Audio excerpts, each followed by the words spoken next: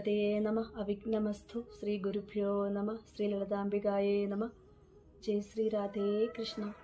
നാരായണാഖില ഗുരോ ഭഗവൻ നമസ്തേ. എല്ലാവർക്കും ഗോവിന്ദത്തിലേക്ക് സ്വാഗതം. എല്ലാവരും സുഖമായിട്ടിരിക്കുന്നു എന്ന് കരുതുന്നു. ഈ ഒരു ചാനൽ പുതിയ ചാനലാണ്.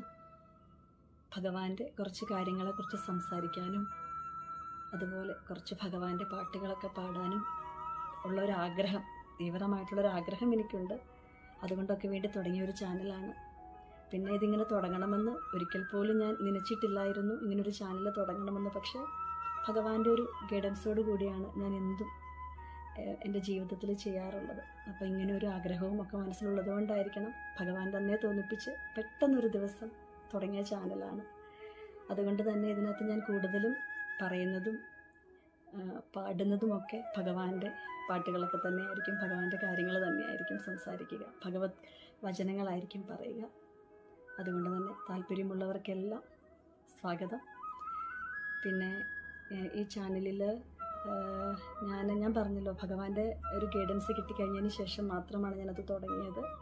അതുകൊണ്ട് തന്നെ ഞാൻ എന്തെങ്കിലുമൊക്കെ പറയുന്നുണ്ടെങ്കിൽ ആ നന്മകളായിട്ടുള്ള നല്ല കാര്യങ്ങളൊക്കെ ഭഗവാന്റേത് മാത്രമായിട്ടും, എന്തെങ്കിലും തെറ്റുകൾ ഞാൻ പറഞ്ഞതിലുണ്ടെങ്കിൽ അതെൻ്റെ മാത്രം തെറ്റുകളായിട്ടും കരുതണമെന്നും എല്ലാവരെയും ഞാൻ ഗുരുവായൂരപ്പനായിട്ട് കണ്ട് നമസ്കരിക്കുകയാണ്. എന്തെങ്കിലുമൊക്കെ തെറ്റുകൾ നിങ്ങൾക്ക് തോന്നുകയാണെങ്കിൽ തീർച്ചയായിട്ടും കമൻറ്റ് ബോക്സിൽ കൂടി അത് കറക്റ്റ് ചെയ്ത് തരുമെന്നും ഞാൻ പ്രതീക്ഷിക്കുന്നു. ഇന്ന് നമുക്ക് ശരിക്കും ലളിതാ സഹസ്രനാമത്തെക്കുറിച്ച് കേൾക്കാം. ഞാൻ ആ ലളിതാ സഹസ്രനാമം ചൊല്ലുന്നതിന് മുന്നേ അറിഞ്ഞിരിക്കേണ്ട കുറച്ച് പ്രധാനപ്പെട്ട കാര്യങ്ങളെക്കുറിച്ച് പറയാനാണ് ഈ വീഡിയോയിൽ വന്നത്. നിങ്ങൾ ആരെങ്കിലുമൊക്കെ ലളിതാ സഹസ്രനാമം ആയിരിക്കുമല്ലോ. അപ്പോൾ അത് ചൊല്ലുന്നതിന് മുന്നേ അറിയേണ്ട കുറച്ച് പ്രധാനപ്പെട്ട കാര്യങ്ങളുണ്ട്. നമ്മൾ ഇപ്പോൾ ഏത് ഗ്രന്ഥം വായിച്ചാലും അതിനെക്കുറിച്ച് നല്ല സ്പഷ്ടമായിട്ട് അറിഞ്ഞതിന് ശേഷം വായിക്കുന്നതല്ലേ നല്ലത്. എന്നാലാണ് അതിൻ്റെ ആ ഫലം നമുക്ക് കിട്ടുകയുള്ളൂ. അർത്ഥം അറിയാതെ വെറുതെ വായിച്ചിട്ട് കാര്യമില്ല.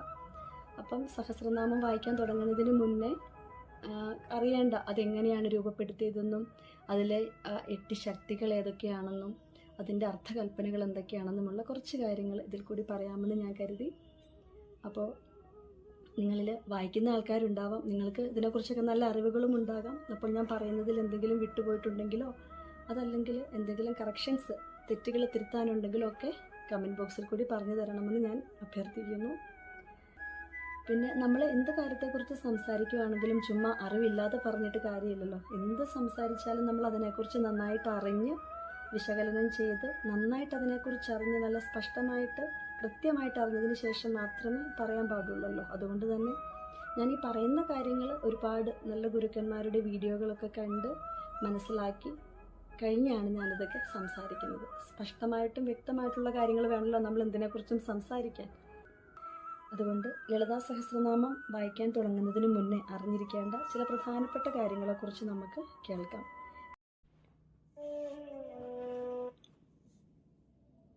ബ്രഹ്മാണ്ഡ പുരാണത്തിൽ ലളിതോപാഖ്യാനം എന്ന് പറയുന്ന ഭാഗത്ത് 36-ാമത്തെ അധ്യായത്തിലാണ് ലളിതാ സഹസ്രനാമം കാണുന്നത്. പരബ്രഹ്മത്തിൽ നിന്നുള്ള അനുവാദം, അതായത് ദേവി തന്റെ സിംഹാസനത്തിൽ വന്നിരുന്ന ശേഷം വശിന്യാദി വാഗ്ദേവതകളോട് ചൊല്ലിക്കൊള്ളാൻ ആംഗ്യം കാട്ടി.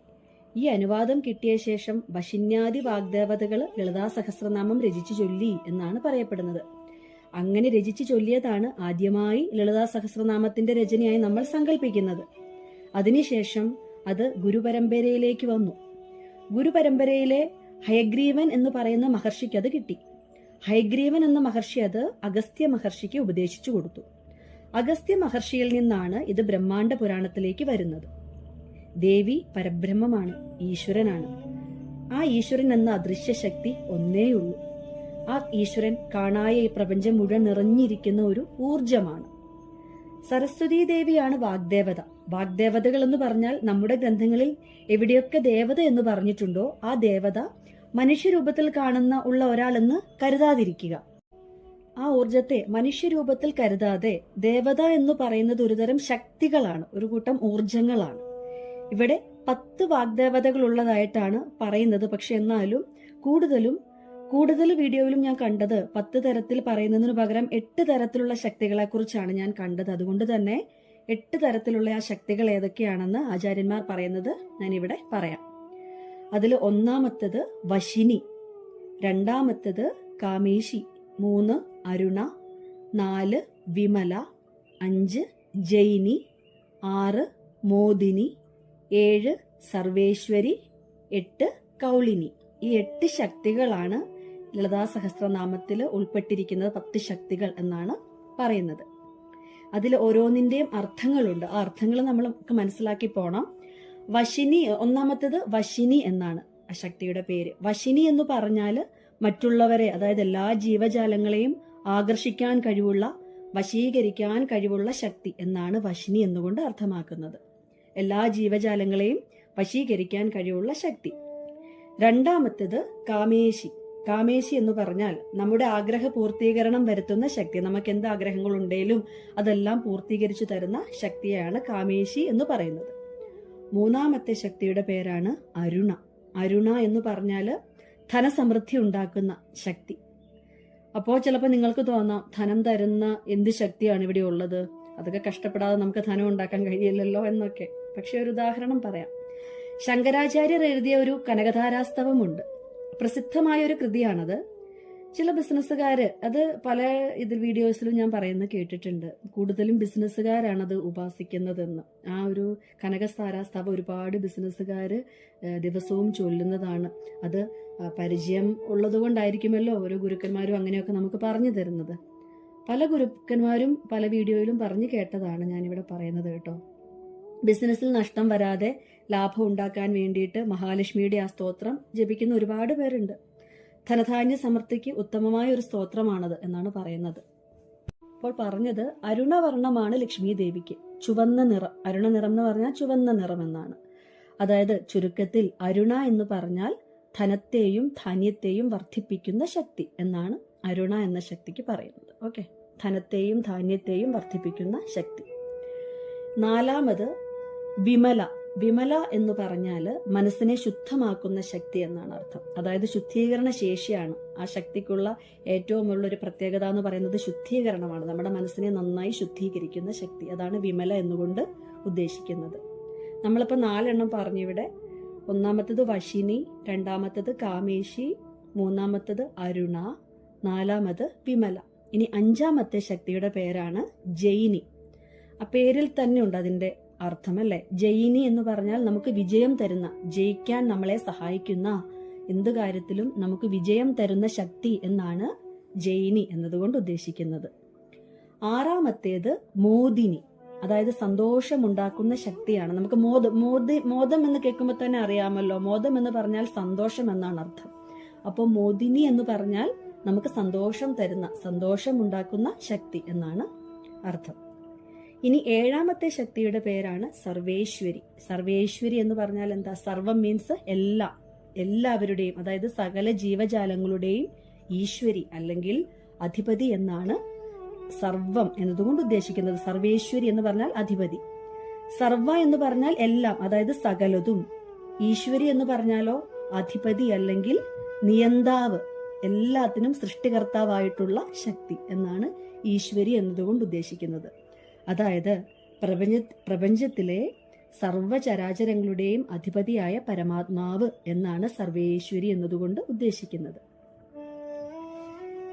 ഇനി ഇപ്പൊ നമ്മൾ 7ാമത്തെ ശക്തിയാണ് സർവേശ്വരി എന്ന് പറഞ്ഞത്. ഇനി 8ാമത് ഒരു ശക്തി കൂടെ വരുന്നുണ്ട്, അതാണ് കൗളിനി എന്ന് പറയുന്നത്.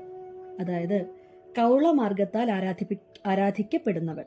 കൗള എന്നാൽ ശിവഭഗവാന്റെയും ശക്തിയുടെയും ഒരു സംയോജനത്തെയാണ് നമ്മൾ സൂചിപ്പിക്കുന്നത്. ഈ മാർഗത്തിലൂടെ ദേവിയെ ഉപാസിക്കുന്നവർക്ക് ആത്മാനന്ദം നൽകുന്നവൾ, അതായത് പരമമായ ആനന്ദവും സന്തോഷവും നൽകുന്നവൾ, നമ്മൾ ഉദ്ദേശിക്കുന്ന കാര്യം നടത്തിത്തരുന്ന ഊർജം, അതായത് ശക്തി എന്നാണ് കൗളിനി എന്നതുകൊണ്ട് ഉദ്ദേശിക്കുന്നത്. നമ്മൾ എന്ത് കാര്യം മനസ്സിൽ ആഗ്രഹിച്ച് പറഞ്ഞാലും ആ ശക്തി നമുക്കത് സാധിച്ചു തരും എന്നാണ് ഇവിടെ അർത്ഥമാക്കുന്നത്. അപ്പൊ നമ്മൾ 8 ശക്തികളെ കുറിച്ച് പറഞ്ഞു. ഒന്നുകൂടെ ഞാൻ പറയാം 8 ശക്തികളുടെ പേര്. 1 വശിനി, 2 കാമേശി, 3 അരുണ, 4 വിമല, 5 ജൈനി, 6 മോദിനി, 7 സർവേശ്വരി, 8 കൗളിനി. ഈ വശിന്യാദി വാഗ്ദേവതകൾ ഉണ്ടല്ലോ, വാഗ്ദേവതകൾ എന്ന് എടുത്തു പറയാൻ കാരണം ഈ 8 ശക്തികളും ലളിതാ സഹസ്രനാമത്തിനകത്തുണ്ട്. അത് കാണിക്കാൻ വേണ്ടിയാണ് വശിന്യാദി വാഗ്ദേവതകളാണ് ഇത് രചിച്ചതെന്ന് ഋഷിമാർ സൂചിപ്പിച്ചിരിക്കുന്നത്. ഇനി നമുക്ക് ലളിതാ സഹസ്രനാമത്തിന്റെ ഘടന എങ്ങനെയാണെന്ന് നോക്കാം. നമ്മള് ഇതുവരെ അതിനകത്തുള്ള 8 ശക്തികളെ കുറിച്ചാണ് പറഞ്ഞത് അല്ലെ. ഇനി അതിന്റെ ഒരു ഘടനയുണ്ട്. ആ ഘടന എങ്ങനെയെന്ന് നോക്കാം. ലളിതാ സഹസ്രനാമം നമ്മൾ സാധാരണ സ്തോത്രമായിട്ടാണ് കാണാറുള്ളത് അല്ലെ. നമ്മൾ ലളിതാ സഹസ്രനാമ സ്തോത്രം എന്നല്ലേ പറയുന്നത്. അതെങ്ങനെയാ, അതിന്റെ തുടക്കം എങ്ങനെയാന്ന് വെച്ചാല് അറിയാലോ. ഓം ശ്രീമാതാ ശ്രീ മഹാരാജ്ഞി ശ്രീമത് സിംഹാസനേശ്വരി ചിദഗ്നികുണ്ഡ സംഭൂത ദേവകാര്യ സമുദ്യത എന്ന് പറഞ്ഞാണല്ലോ അത് തുടങ്ങുന്നത് ആ സ്തോത്രം. ഈ സ്തോത്രം അല്ലെങ്കിൽ നമ്മൾ അതിന് മന്ത്രസംഹിത എന്നുകൂടി പറയാറുണ്ട് കേട്ടോ. സ്തോത്രം എന്ന് പറഞ്ഞാൽ അതിന് വേറൊരു പേരാണ് മന്ത്രസംഹിത എന്നുകൂടി നമ്മൾ പറയും. അപ്പം അങ്ങനെ ഒരു നമ്മൾ അങ്ങനെ നോർമലായിട്ട് ചൊല്ലുന്ന അതിന് നമ്മൾ സ്തോത്രം എന്നാണ് പറയുന്നത്. ഇനി അതിന്റെ അടുത്ത വേറൊരു രൂപമുണ്ട്, അതാണ് നാമാവലി എന്ന് പറയുന്നത്. നാമാവലി എന്ന് പറഞ്ഞാല് അതിലെ ഓരോ നാമങ്ങളും നമ്മൾ എടുത്തു പറയുന്ന ഒരു രീതി, അതാണ് നാമാവലി കൊണ്ട് ഉദ്ദേശിക്കുന്നത്. അതായത് ഇപ്പൊ നമ്മൾ സ്തോത്രത്തിലാണെങ്കിൽ ശ്രീമാതാ ശ്രീ മഹാരാജ്ഞി ശ്രീമൽ സിംഹാസനേശ്വരി എന്നാണല്ലോ ചൊല്ലുന്നത് സ്തോത്രത്തിൽ. പക്ഷെ അത് നാമാവലിയിലോട്ട് വരുമ്പോൾ നമ്മൾ ഓരോ നാമങ്ങളും എടുത്തു ചൊല്ലും. അതായത് ശ്രീമാതാ എന്നുള്ളത് ഓം ശ്രീമാത്രേ നമ, ഓം ശ്രീ മഹാരാജ്ഞേ നമ, ഓം ശ്രീമത് സിംഹാസനേശ്വര്യേ നമ. ഇങ്ങനെ നമ്മൾ ഓരോ നാമങ്ങളും എടുത്തു പറയും. ഓം എന്ന് തുടങ്ങി നമ എന്ന് അവസാനിക്കുന്ന ഓരോ നാമമായി നമ്മൾ എടുത്തു പറയുന്നതിനെയാണ് നാമാവലി എന്നവിടെ പറയുന്നത്. അപ്പോൾ ചിലപ്പോൾ ചിലർക്ക് സംശയം ഉണ്ടാകും ഇതിൽ ഏതാണ് ചൊല്ലേണ്ടതെന്ന്. എന്നും നമ്മൾ നിത്യേന ജപത്തിന് സാധാരണയായി ഉപയോഗിക്കുന്നത് സ്തോത്രമാണ്, നാമാവലി അല്ല. അതായത് ലളിതാ സഹസ്രനാമ സ്തോത്രം തന്നെയാണ്. എന്നാൽ നവരാത്രി പോലെയുള്ള ചില വിശേഷപ്പെട്ട ദിവസങ്ങളിലൊക്കെ നാമാവലിയും ചൊല്ലുന്നത് കാണാറുണ്ട്. സാധാരണക്കാരായിട്ടുള്ള ആൾക്കാർക്ക് എങ്ങനെ വേണമെങ്കിലും ചിലപ്പോൾ നാമാവലി മാത്രമേ ചൊല്ലാവൂ എന്നൊന്നുമില്ല. ഇഷ്ടമുള്ളവർക്ക് സ്തോത്രവും ജപിക്കാം, ജപിക്കരുതെന്നല്ല. വേണ്ടവർക്ക് അതും ജപിക്കാം. ഓക്കെ, അപ്പോൾ നമ്മൾ അതിന്റെ ഘടനയെക്കുറിച്ച് പറഞ്ഞു കഴിഞ്ഞു. അതായത് ലളിതാ സഹസ്രനാമ സ്തോത്രവുമുണ്ട്, നാമാവലിയുമുണ്ട്, അതിനെക്കുറിച്ച് പറഞ്ഞു കഴിഞ്ഞു.